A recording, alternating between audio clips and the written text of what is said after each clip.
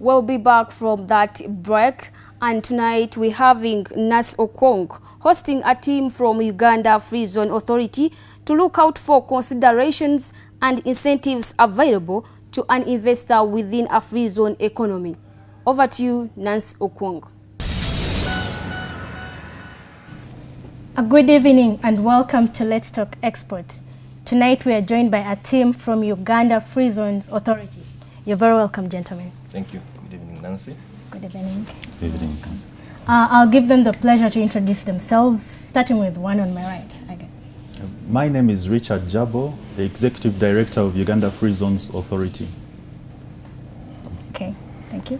Good evening, viewers. My name is Mohamed Omar. I'm the Director of Legal and Corporate Affairs, Uganda Free Zones Authority.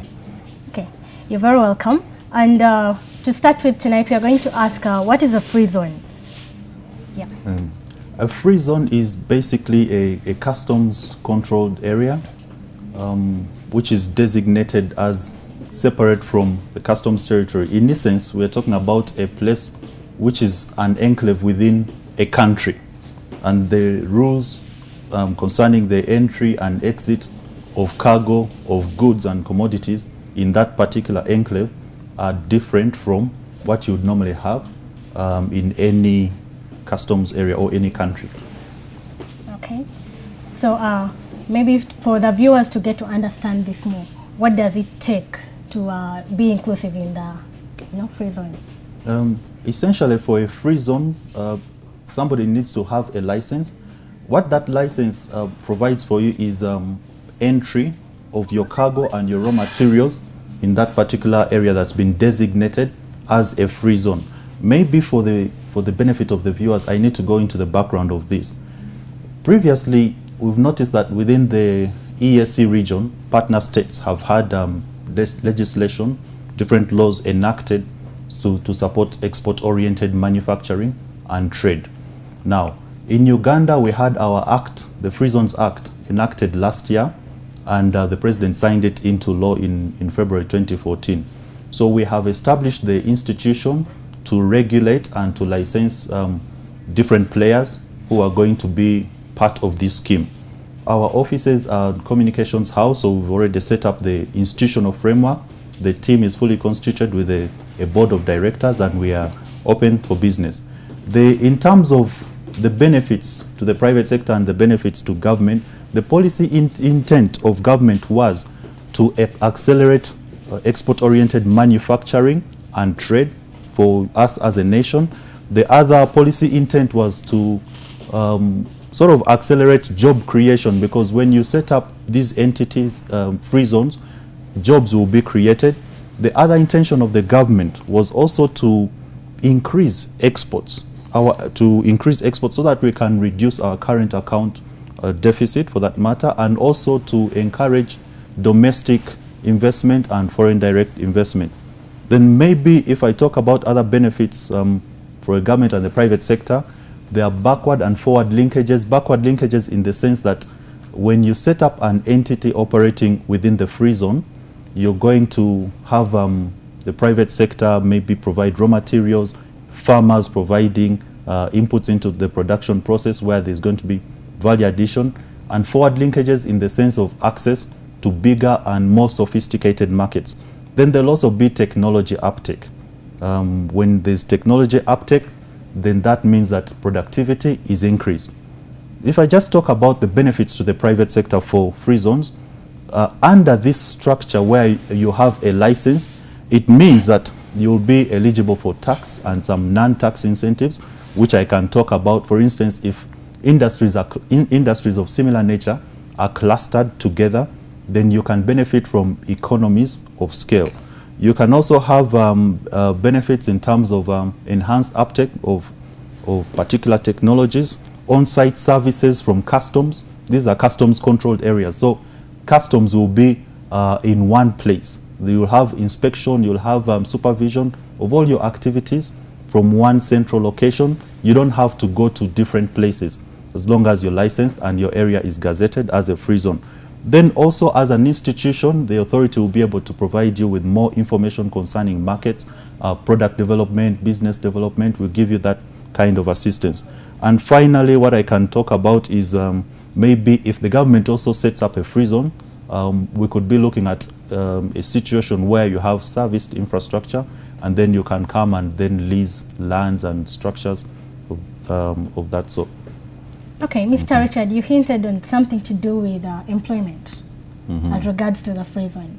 Maybe you would want to throw some more light to the viewers regarding that. Concerning employment, if I set up an industry or a factory, and that means I'm going to employ people who will be working on machines.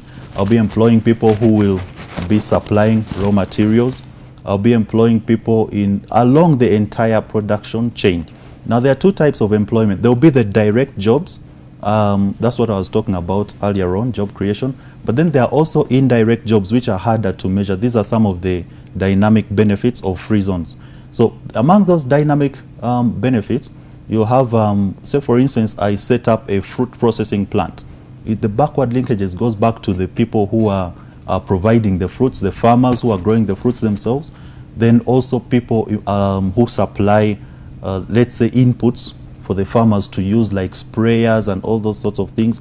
So you see that the benefits, the indirect jobs that will be created will far outnumber the direct jobs if I set up that particular entity. Now, we're saying within the free zone, there'll be different players, because you'll have one enclave, but there'll be different farms, different types of companies which are operating in there. And you can imagine the benefit in terms of direct jobs and indirect jobs. So that, as a country, is what we are aspiring to do right now. And that was the policy intent of government establishing this free zone scheme. Okay, maybe I'll check on the second question. Who is eligible to invest in the free zone? I would say anybody is eligible to invest in a free zone scheme as long as you meet the set criteria that have been provided for in the Free Zones Act.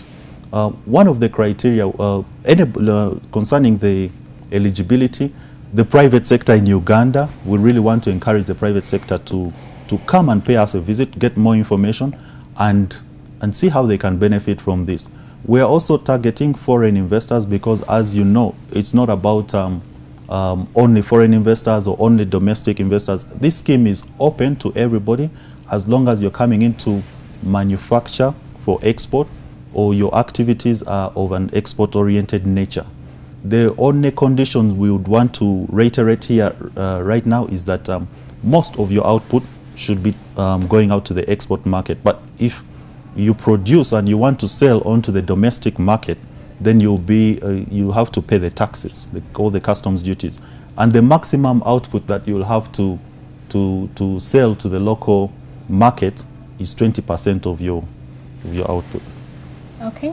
And I'm made to understand that you work on, you issue out licenses. So what considerations are there for me to acquire a license if I need to join the free zone? Okay. Yes. Nancy, thank you very much. One of the main objectives of the institution is to issue licenses.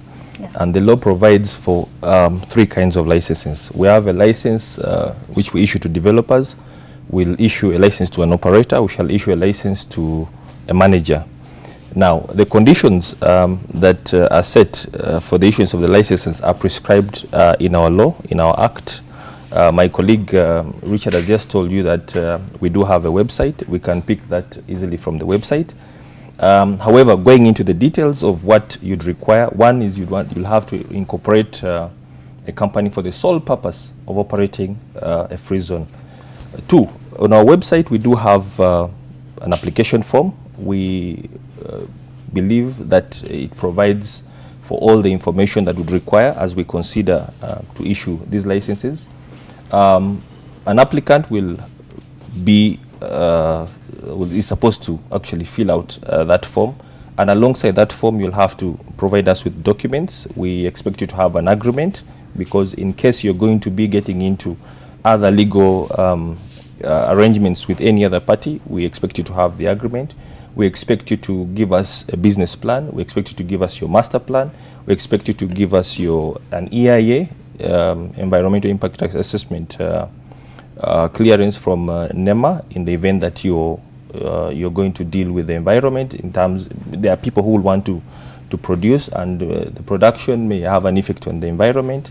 We would also expect you to have a clearance from URA for purposes of tax clearances for those who are already established in Uganda. We receive the application. It takes us around about 5 days to consider the application.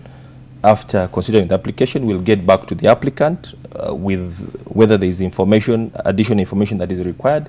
If the application is successful, we also inform you within that period of time. The evaluation period takes around about 45 days because you're looking through documents. The law also stipulates that we must do a due diligence in the event that they are, especially the foreign companies which are going to come and set up here. We have to do a due diligence on you. And then if we are very satisfied with the information, within a period of 12, we notify you, and then we recommend to the minister to issue to gazette the area as a free zone, and we expect within 12 months on issuance of the license, you should have already started your operations. So the law is really very, very clear on that. The conditions that I've just outlined, they apply to each and every one of the 3 license applicants that I mentioned earlier on. Yes, Nancy. Okay, so how do you differentiate, I need you to explain to me, to our viewers actually, the manager license and that whole thing seems to be confusing. Maybe you need to elaborate some more on that. Yes, thank you, Nancy. First and foremost, the first and we believe the major license is the one of the developer. As already explained by my colleague Richard, this is a high intense investment. You expect someone, first of all, there must be land involved. We expect you to do a perimeter wall fence. We expect you to do the road networks. We expect you to do the infrastructure within there. So if you come and apply for a developer's license, you should be able to have the capacity to be able to develop, put in the capital, to put in the infrastructure. That is what we term a developer.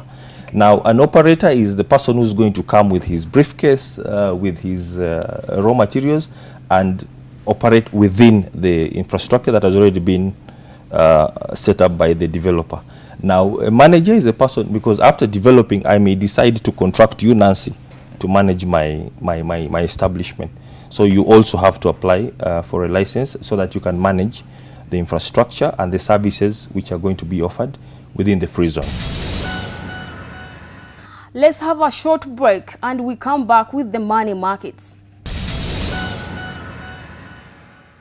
And in the money markets, US dollar is buying at 3,303.17 and selling at 3,313.17.